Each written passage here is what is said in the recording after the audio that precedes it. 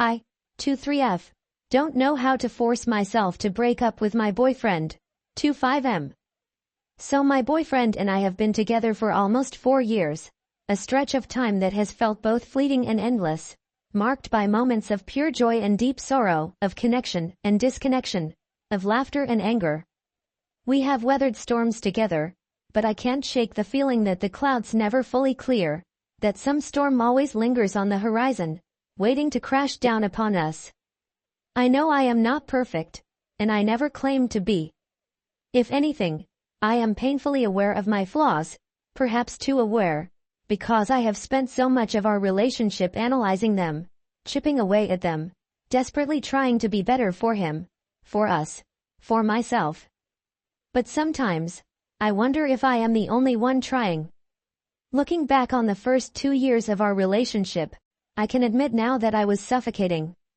I didn't mean to be, but that doesn't change the fact that I was. I was so afraid of being alone, of not being enough, of him finding someone else more interesting, more fun, more worthy of his time. And that fear turned me into someone I didn't want to be: controlling, jealous, needy. I didn't have many friends of my own, and I latched onto him like he was the only thing keeping me tethered to the world. I hated the idea of him going out without me, hated the idea that he might enjoy himself more in my absence, and it made me unbearable. I see that now. And when I wasn't clinging, I was spiraling.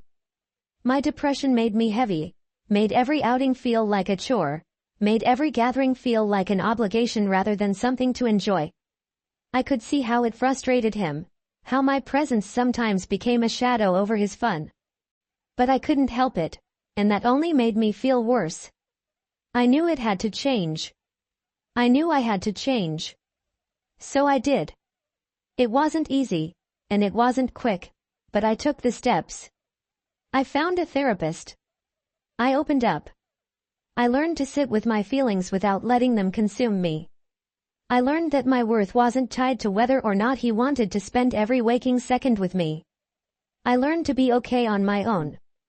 I made an effort to build friendships, to find joy in things outside of him, to let him breathe.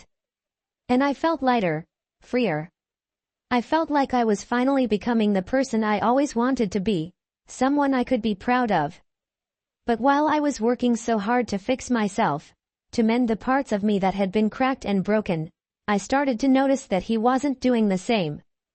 The problems in our relationship weren't just mine, and as I grew and evolved, it became glaringly obvious that he was standing still.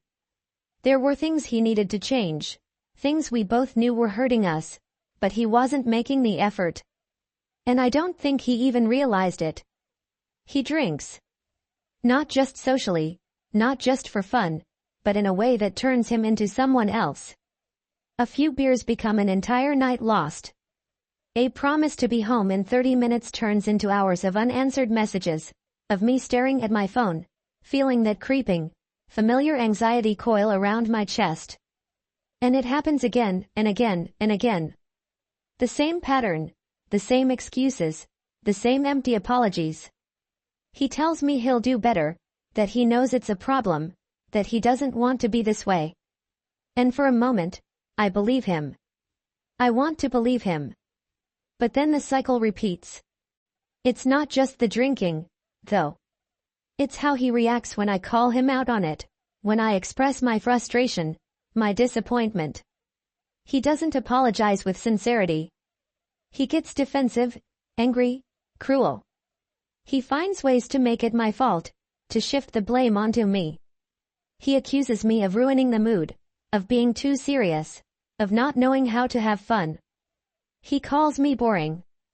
And that word, more than any other, cuts deep. Because he knows how much I fear that. He knows how hard I have worked to break free from the girl I used to be, the girl who sat at parties feeling out of place, the girl who tagged along not because she wanted to be there, but because she didn't want to be left behind. He knows how much it hurts me to think that, after everything, after all the progress I have made, he still sees me that way. And yet, I stay. I stay because I love him. I stay because when he is sober, he is kind, and warm, and funny, and all the things I fell in love with. I stay because I have seen glimpses of the man he could be, the man I know exists beneath the alcohol and the anger. I stay because I don't want to be alone, because I don't want to start over, because the thought of losing him feels unbearable. But I also stay because I am scared. Scared that I am the only one who sees the problem. Scared that I am waiting for something that will never happen. Scared that he will never change, and that I will waste years of my life hoping for a version of him that doesn't exist. And so, the question lingers, heavy and unavoidable. How do you walk away from someone you love? How do you force yourself to let go when every part of you wants to hold on? How do you choose yourself when the person you love won't choose you back? It's always the same cycle, the same tired routine, as predictable as the sunrise but nowhere near as comforting. He says he's just going for a quick beer, a harmless little outing, nothing to worry about. I'll be like half an hour, he assures me, the words slipping so easily from his mouth that I almost believe them, almost let myself settle into the idea that this time, maybe this time, he means it. But he never does. And deep down, I know that. I always know that. Half an hour turns into an hour, 1 hour turns into 2, 2 into 4, and before I even realize it, my phone screen is glowing in the darkness, unanswered messages stacking up like a cruel reminder of my own foolish hope. It's not even about the drinking, not really. It's about the lie. It's about the dismissal, the way he acts like my feelings are an inconvenience rather than something to be considered. It's about the silence, the waiting, the way I sit there staring at my phone, watching the minutes tick by with that sinking feeling growing in my chest. It's about the fact that I know exactly how this night will end, that I have lived this moment too many times to count, and yet I still sit there, waiting. Like that morning. I remember it so clearly, not because it was unique, but because it was just another entry in the ever-growing list of disappointments I had learned to accept. We had made plans. Simple plans, nothing extravagant, just time together, something that should have been easy. I woke up that morning feeling something I hadn't felt in a long time: excitement. Hope. I had imagined how the day would go, what we would do, the conversations we would have, the moments we would share. And then, like always, reality crept in and shattered the illusion. The first sign was the silence. No texts. No updates. Just an empty space where he should have been. At first, I told myself not to panic. Maybe he was running late. Maybe he had just lost track of time. But then the minutes stretched into an hour, then 2, and still nothing. I called. No answer. I texted. Nothing. By the time I finally heard from him, it was already afternoon, and any semblance of patience I had left was long gone. I was angry. I had every right to be. This wasn't the first time, wasn't the second, wasn't even the 10th time this had happened. It was a pattern, a cruel joke with no punchline, just me, left waiting, left wondering why I wasn't enough to be prioritized. So I asked him. I demanded to know why this kept happening, why he always did this to me, why he couldn't just keep his word for once. And of course, he got defensive. He always does. His words came sharp, cutting through me before I even had the chance to process them. He turned the blame on me, twisted the situation until I was the villain, until I was the reason he had stayed out drinking all night and all morning. He said he wasn't going to invite me because all I ever did was sit around with a mopey look on my face when we went places. And maybe, once upon a time, he wouldn't have been entirely wrong. Before therapy, before I had started working on myself, I had been that person, the girl who sat in the corner, disengaged, weighed down by depression, unable to muster the energy to fake enjoyment. I knew that. I knew I had done that. But I had changed. I had fought against it, worked so hard to be better, to be different. But to him, none of that mattered. He didn't see the progress. He didn't see the effort. He just saw the past version of me, the version he could use as an excuse, as a shield, as a way to justify his own actions. I stood there, my phone gripped so tightly in my hand that my knuckles turned white, listening to him spit out cruel words with the ease of someone who had said them before, someone who had practice. And I realized then, in that moment, that it didn't matter how much I had changed. It didn't matter how much work I had done, how many therapy sessions I had sat through, how much I had fought against my own demons. Because he wasn't changing. He wasn't fighting. He wasn't even trying. And yet, I stayed. I stayed because I loved him. Because I had seen glimpses of the man he could be, the man I believed was still buried beneath the alcohol and the defensiveness and the anger. I stayed because I was afraid of being alone, because the thought of walking away felt more terrifying than the thought of staying, even if staying meant living in this endless loop of disappointment and hurt. But how long could I keep making excuses? How long could I keep convincing myself that he would change, that things would get better, that one day he would wake up and see the damage he was doing, not just to me, but to himself? He had admitted it before. In moments of rare clarity, he had told me he felt like an alcoholic, that he was letting everyone around him down. And each time, I had let myself believe that maybe this was the turning point, that maybe this time he would follow through on his words, that maybe, just maybe, he would finally start putting in the effort. But the cycle continued. And I knew, deep down, that as much as I loved him, love wasn't enough. Love couldn't fix what he wasn't willing to fix himself. Love couldn't force him to change. Love couldn't erase the way he made me feel like I was always waiting, always second place, always just a shadow of importance in his life. And that was the hardest truth to face. It always comes back to the same thing. The same fights, the same words, the same empty promises. I try to convince myself that this time will be different, that maybe the weight of his own admissions will finally be enough to tip the scales, to make him see what I see. But it never is. And no matter how much he claims to hate the way he acts when he drinks, no matter how often he looks at me with that guilt-ridden expression and tells me he knows he's letting everyone down, nothing ever changes. He says he feels like an alcoholic, but he does nothing to stop drinking. He says he wants to be better, but he refuses to take the first step. And I am stuck in this endless cycle, watching the person I love destroy himself, watching him destroy us, feeling the ground beneath me crumble a little more every time he chooses the bottle over me, over our relationship, over everything that's supposed to matter. New Year's Eve was supposed to be different. He said so himself. This year will be different, he promised me, his voice low and serious, the kind of tone that almost made me believe him. Almost. But I knew better.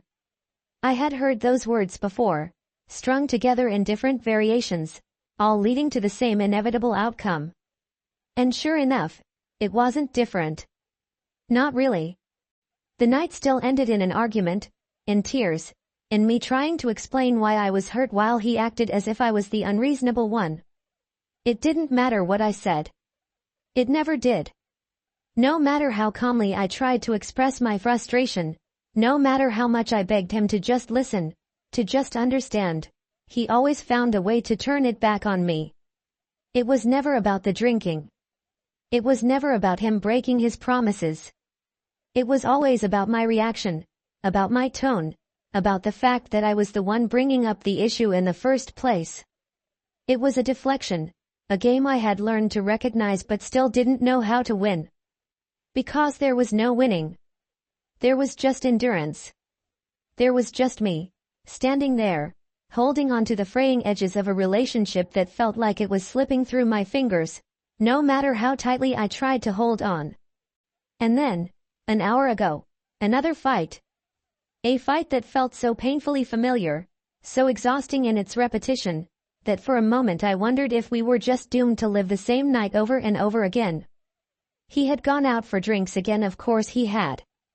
I had tried not to care, tried to suppress the gnawing anxiety that always came when he left, the deep-rooted fear that this would be yet another night lost to alcohol. And it was. Again. When I confronted him, when I dared to ask why this kept happening, he didn't apologize. He didn't even try to make up an excuse this time. Instead, he threw a new dagger, one that felt just as cruel as the others but still somehow managed to catch me off guard. You need to get a life. The words hit me like a slap. Not because they were the worst thing he had ever said to me, but because they carried a truth I had been trying to avoid. I had spent so much of my time wrapped up in him, in his chaos, in his problems, that I had lost sight of myself. Even after all the therapy, all the self-work, all the promises I had made to myself that I would never let another person define me, I had still ended up here living in the orbit of someone else, letting his choices dictate my happiness, letting his addictions shape the course of my life. Did I need to get a life? Maybe. But not in the way he meant it. Not in the way he wanted me to believe. He wasn't saying it to help me, to encourage me to find fulfillment outside of him. He was saying it to push me away, to make me feel small, to make me feel like the problem wasn't his drinking, his broken promises, his cruel words, it was me. And yet, despite knowing all of that, despite the way my stomach twisted and my heart ached, I still didn't leave. I still stood there, arguing, pleading, trying to make him see, trying to force him to care, to understand. Because the truth is, I don't want to be alone. I don't want to walk away from the only person who has felt like home to me. I don't want to admit that I have wasted nearly 4 years of my life waiting for something that will never happen. But how much longer can I keep doing this? How many more times can I sit through these fights, these drunken disappearances, these mornings spent piecing myself back together after another night of feeling like I don't matter? I know I have to make a choice. I just don't know if I'm strong enough to make it. There have been so many nights when I found myself lying awake, staring at the ceiling, replaying the words he said to me in moments of frustration. Words spoken carelessly, words that left a sting, words I tried to convince myself weren't meant the way they sounded. I tell myself it wasn't really him, that it was the alcohol, that deep down he wouldn't say such things if he truly meant them. But no matter how much I try to separate the person I love from the person he becomes when he drinks, I can't ignore the fact that they are both him. And I can't keep pretending that his words don't matter just because he forgets them. I've spent so much time waiting for things to get better, waiting for him to change, waiting for the day when I won't feel like I'm the only one holding us together. But waiting has started to feel more like losing myself, losing time, losing the love and effort I keep pouring into someone who isn't giving the same in return. I used to think love was enough to fix what was broken. I wanted to believe that my patience, my understanding, my willingness to forgive could somehow make things right. But deep down, I know that love alone isn't enough when one person isn't ready to put in the effort. The hardest part is knowing that I don't want to walk away. I love him. I love the way he makes me laugh, the warmth in his voice when he talks about things he's passionate about, the way he looks at me in moments when I know he truly cares. But those moments don't erase the ones that hurt. They don't undo the silence, the forgotten plans, the nights spent waiting for a message that never comes. They don't make up for the times I've felt like I was talking to someone who wasn't really there, someone who was lost in his own world while I sat on the outside, trying to reach him. I tell myself that leaving is too hard, that I don't want to be alone, that I don't want to start over. But when I'm honest with myself, I realize that I already feel alone. Because love shouldn't feel like this.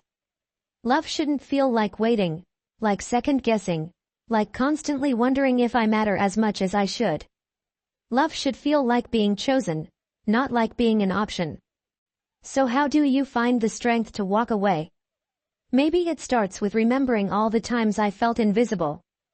Maybe it starts with realizing that no matter how much I love him, I can't make him change.